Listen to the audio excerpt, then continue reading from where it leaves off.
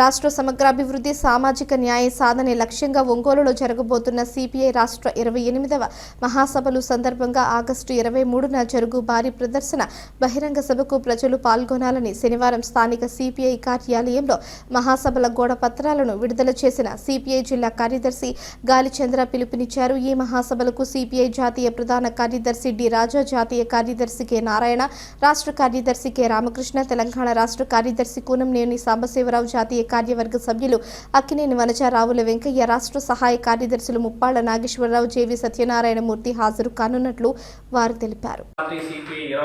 రాష్ట్ర మహాసభలు ఈ నెల 20 నుంచి 25 వరకు ఒంగోలు నగరంలో జరగబోతా ఉన్నాయి. ఈ సందర్భంగా ఈ నెల 23వ తారీఖున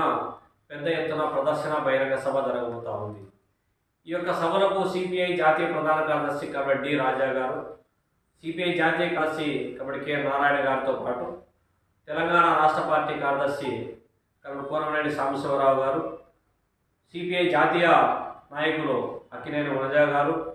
రావుల వెంకయ్య గారు, సిపిఐ రాష్ట్ర కార్యదర్శి కబడ్డీ కె రామకృష్ణ గారు, సిపిఐ రాష్ట్ర కార్యదర్శి వర్గ సభ్యులు కబడ్డీ జి ఈశ్వరయ్య గారు హాజరు కాబోతా ఉన్నారు. ఈ యొక్క మహాసభల సందర్భంగా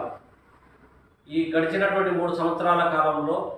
మోడీ ప్రభుత్వం అనుసరించినటువంటి ప్రజా వ్యతిరేక ఫ్యాసిస్టు విధానాలకు వ్యతిరేకంగా ఏ విధమైనటువంటి పోరాటాలు నిర్వహించామో, రానున్నటువంటి 3 సంవత్సరాల పాటు కేంద్ర రాష్ట్ర ప్రభుత్వాలు అనుసరించేటువంటి ప్రజా వ్యతిరేక విధానాలపైన దేశ సమైక్యత సమగ్రత కోసము, అదేవిధంగా అనేక కార్మిక రైతాంగ విద్యార్థి యువజన మహిళా దళిత మైనారిటీల సమస్యల పోరాటాలు నిర్వహించడానికి ఈ యొక్క మహాసభలు వేదిక కాబోతా ఉన్నాయి. ముఖ్యంగా సమగ్రాభివృద్ధికి సంబంధించినటువంటి అంశాలపైన దృష్టి సారించడానికి ఈ మహాసభలు వేదిక కాబోతా ఉన్నాయి. కారణం ఏమంటే, ఇవాళ ఎన్నికల వాగ్దానాలలో ఒక్కటంటే ఒక్కటి కూడా అమలు చేయడంలో ఘోరంగా విఫలమైనటువంటి నరేంద్ర మోడీ ప్రభుత్వం నల్లధన వెలికితీత కావచ్చు, ఏడాదికి 2 కోట్ల ఉద్యోగాలు కావచ్చు,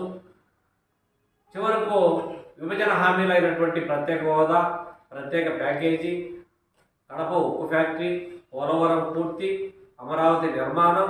ఆర్థిక లోటు పరిపూర్తి, ఇవన్నీ కూడా ఒక్కటింటే ఒక్కటి కూడా అమలు చేసినటువంటి దాఖలాలు లేకపోగా రాష్ట్రానికి వ్యతిరేకమైనటువంటి నిర్ణయాలు తీసుకోవడంలో ముందుంటా ఉంది. అది ఎగువ భద్ర ప్రాజెక్టుకు జాతీయ హోదా కల్పించడంలో కావచ్చు, లేకపోతే రాష్ట్రానికి సంబంధించినటువంటి కేటాయించబడినటువంటి కృష్ణా జలాలను పునఃసమీక్ష పేరుతో బ్రిజేష్ కుమార్ ట్రిబ్యునల్ కట్టబెట్టడం అనేటువంటి అంశం, రాష్ట్రానికి రాయలసీమకు తీవ్ర అన్యాయానికి ఒడిగట్టినటువంటి కేంద్ర బీజేపీ ప్రభుత్వానికి, ఇవాళ రాష్ట్రంలో ఉన్నటువంటి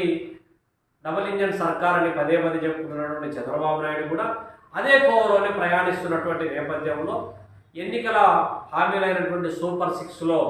ప్రధానమైనటువంటిది పట్టణాలలో 2 సెంట్లు, గ్రామాలలో 3 సెంట్లు, ఇంటి నిర్మాణానికి 4 లక్షలు ఏదైతే హామీ చెప్పాడో ఆ హామీ అమలు కోసం పోరాటానికి సిద్ధమవుతున్నటువంటి నేపథ్యం. కరువు, వలసలు, ఆత్మహత్యలకు నిలయంగా మారినటువంటి రాయలసీమ లాంటి అత్యంత వెనుకబడినటువంటి ప్రాంతానికి పెండింగ్లో ఉన్నటువంటి నగరి, అంద్రినివా, తెలుగుగంగా, వెలుగొండ, రాజోలి రిజర్వాయర్ నిర్మాణానికి, పంటకాలువ నిర్మాణానికి నిధులతో పాటు నికర జలాలు కూడా కేటాయించాలని చెప్పి పోరాటం సాగిస్తున్నటువంటి నేపథ్యంలో రానున్నటువంటి రోజులలో ఒక భవిష్యత్తు ఉద్యమ కార్యాచరణ రూపొందించడానికి వేదికగా జరగబోతున్నటువంటి మహాసభలకు పెద్ద ఎత్తున పాల్గొని జయప్రద